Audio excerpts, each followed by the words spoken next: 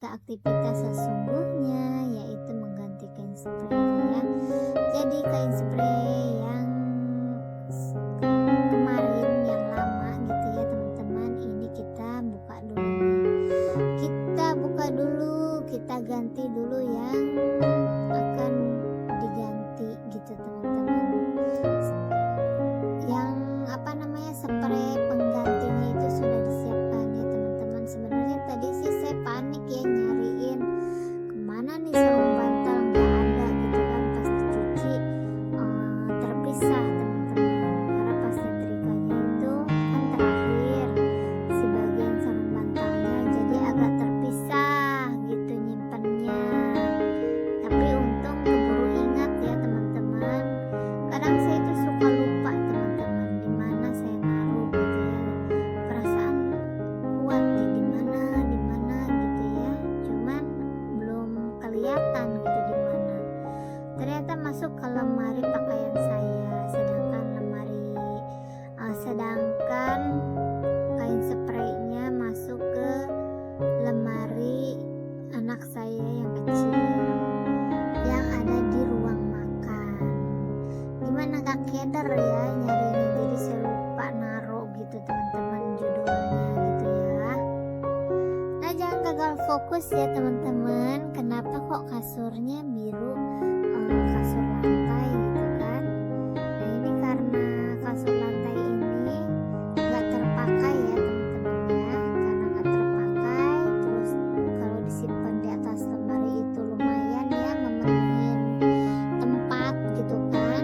Lagian di depan itu gak terpakai, katanya panas bahannya. Tapi kalau bagi saya itu enak aja gitu teman-teman. Makanya saya tempelin aja di sini di kasur ini. Jadi biar menambah daya empuknya juga ya. Karena ini kan kasur sudah lama sekali ya teman-teman, sudah tua gitu. Memang rencananya mau saya ganti kasurnya ini teman-teman dengan yang baru. Mudah-mudahan ada rezekinya aja gitu ya. Karena barang-barang di rumah ini tuh barang-barang yang memang sudah lama sekali. Yang saya beli pertama kali berumah tangga gitu ya teman-teman ya. Udah berapa tahun tuh kan? Mau 16 tahun ya. Udah 16 tahun ibaratnya gitu.